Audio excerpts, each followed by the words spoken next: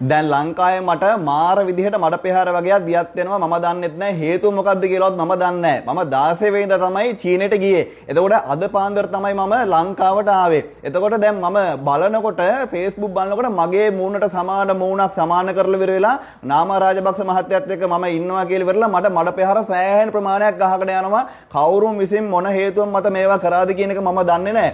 හැබැයි රුපියල් 350ට මම මගේ රටේ ඉන්න ආදරණීය ජනතාවට මේ කූට වෙලදුම් මේ මිනිස්සු වවාගෙන සල්ලි මිනිසුන්ගෙන් වගුරගෙන කාපු මිනිස්සුන්ගේ ඒ දේවල් ටික මම එළියට එලි කරලා ඉවරලා බඩු දෙන්න තමයි මම චීනෙට ගියේ. ඉතින් මම ඇත්තටම රුපියල් 350ට තමයි බඩු දෙන්න බලන්න චීනෙට ගියේ. දැන් 350ට දෙන්නෙත් නැහැ. මම දැන් බඩු දෙන්නේ රුපියල් 300ට අඩුවෙන්. රුපියල් 280ට 270ට තමයි මම බඩු දෙන්න බලාපොරොත්තු වෙන්නේ. මොකද මම හිතනවා මගේ මේ වීඩියෝ ටික බලලා ඉවර වෙලා එක එක කඩේ යන පේජ් කාරයෝ ඉන්නවනේ. එක එක පක්ෂ වලට. මොකද මට නම් පක්ෂයක් නැහැ. මං කාගේවත් පක්ෂයකට කතා කරලත් නැහැ. මට පක්ෂ වැඩකුත් නැහැ. හැබැයි පේජ් කාරයෝ ටික මගේ මූණට සමාන කරලා විරලා කොහෙද බන්ධනාගාරික ප්‍රශ්නයක් කියලා මගේ මූණ ඒකට සමාන කරලා විරලා මඩ පෙහර ගහගෙන දියත් කරගෙන යනවා. එතකොට මේ තරුණය විදිහට මම චීනෙට ගියේ මේ රුපියල් 350 බඩු මේ ලංකාවට ගේන්න විතරක් නෙමෙයි. මේ රටට ඩොලර් විදේශ විනිමය ගේන්න කතා කරන්න තමයි මම චීනෙට ගියේ. මම ඒ ගැන වීඩියෝස් තව ඉස්සරහට අප්ලෝඩ් කරන්නත් ඉන්නවා. එතකොට තරුණය විදිහට අපි රටේ මිනිස්සුන්ට මේ රට ආර්ථිකය දියුණු කරන්න අපි ලංකාවට ඩොලර් ගේන්න කොහොමවත් කර්මාන්තය දියුණු කරන්න රටේ ඉන්න මිනිස්සුන්ගේ ආර්ථිකය වැඩි දියුණු කරන්න තමයි මම චීනට ගිහිල්ලා වෙලා ඇනෝන් ලබා ගන්න ගියේ. එතකොට මේවා බලාගෙන ඉන්න බැරි කුහකයෝ ටික ලංකාවේ ඉන්න කාලකන්ණි කුහකයෝ ටික මඩ ගහගෙන යනවා මට මේ ප්‍රශ්නයත් එක්ක. ඉතින් දැන් මේකේ මේ මඩ ගහලා තියෙනවා මට මම මේ ෆෝන් එකේ දැන් බලනවා මහේෂ් ජයසේකර. ඊට පස්සේ මහේෂ් ජයසේකර දාලා තියෙනවා මෙව්ව පදනමක් ඇතුළත දාලා තියෙන්නේ. මට තියෙන ප්‍රශ්නේ ඒකයි. මෙව්වගේ සත්‍යභාවයක් තියෙනවද? දැන් මම වාගේ තව මිනිස්සු මේ රටේ නැද්ද? එක වගේ මිනිස්සු ඉන්නව නේද? එතකොට කොහොමද මෙව්ව මෙහෙම දැම්මේ? පදනමක් නැහැ. මම මේවට මිලියන 500ක විතර වන්දි නඩු දාන්න ඇත්තම බලාපොරොත්තු වෙනවා. දැන් මම අද මේ වෙනකොට පොලිසිය පැමිණිල්ලක් දාන්න යන්න ලෑස්ති කරලා තියෙන්නේ. ඒ වගේම තව ඉන්නවා මේකේ මේ ලං කරලා පෙන්නන්න ප්‍රසන්න බණ්ඩාර. දැන් ප්‍රසන්න බණ්ඩාරත් අපිට දාලා තියෙනවා මෙන්න මේ විදිහට මඩ ප්‍රහාර.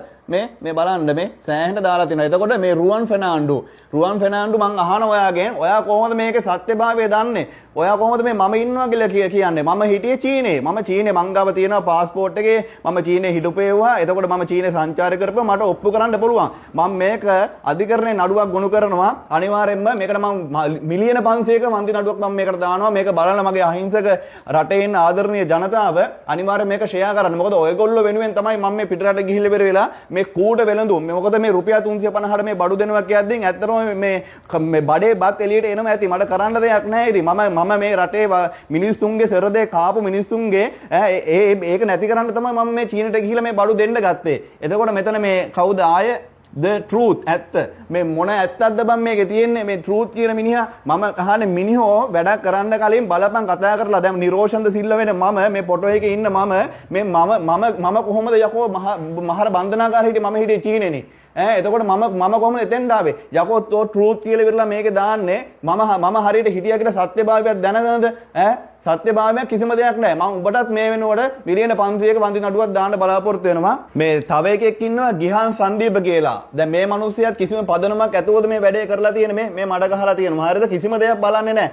යකෝ මේ මිනිහෙක් එක මේ නාම රාජපක්ෂයට මම මේ මිනිස්සුන්ට මේ ඒත් මම දුන්නේ රටේ ඉන්න මිනිස්සුන්ට ව්‍යවසායකයන්ට ඩිහයිඩ්‍රේට් විජිලන්ස් මැෂින් ටිකක් දෙන්න ගිහිල්ලා ඒ අතරේ ගහපු ෆොටෝ එකක් තමයි මේ තියෙන්නේ. නැතුව වෙන එකක් මෙතන නැහැ. මම ලංකාවේ මැෂිනරිස් හදලා ඉවරලා රටවල් 25කට මේවා අපනයන කරන මිනිස්සෙක්. එතකොට රටවල් 25කට අපනයන කරනවා කියන්නේ මගේ යටතේ කී දෙනෙක් වැඩ කරනවද? කී දෙනෙකුට මම රැකියාව දීලා තියෙනවද? ඒ වගේම මේ මැෂින් මම මේ ලංකාවේ නිර්මාණය කරලා විලා ලංකාවේ ව්‍යාපාරිකයෝ දසදහස් ගණන් බිහි කරලා තියෙනවා. ඒවට සාක්ෂි තියෙනවා. එතකොට ව්‍යවසායකයෝ කී දෙනෙක් මගේ වයසට මම බිහි කරලා දීලා තියෙනවද මේ රටට මගේ මව්බිමට මම මේ වැඩිච්ච මව්බිමට මට කරන්න පුළුවන් උපරිම මම කරලා ඉවරයි. මේවා බලාගෙන ඉන්න බැරුව මේ අපිත් එක තියෙන කුහකකමට මේ දේවල් කරලා ඉවරලා මෙහෙම ෂෙයා කරන්න එපා. එතකොට මේ මෙහෙම ෂෙයා කරපුවම වෙන්නේ මොකක්ද දන්නවද? අපි වගේ තරුණයෝ මේ දේවල් වලින් ඈත් වෙනවා. ඊට පස්සේ අපි යනවා පිට රටවල් වල ජීවත් වෙන්න. එතකොට මේ ලංකාවට මේ දේවල් කරන්න ඉතුරු වෙන එකෙක්වත් ඉතුරු වෙන්නේ නැහැ. ඉතින් දැන් මේ විදිහට මඩ ගහන මේ හැමෝටම මම වන්දි නඩු දානවා අනිවාර්යෙන්ම.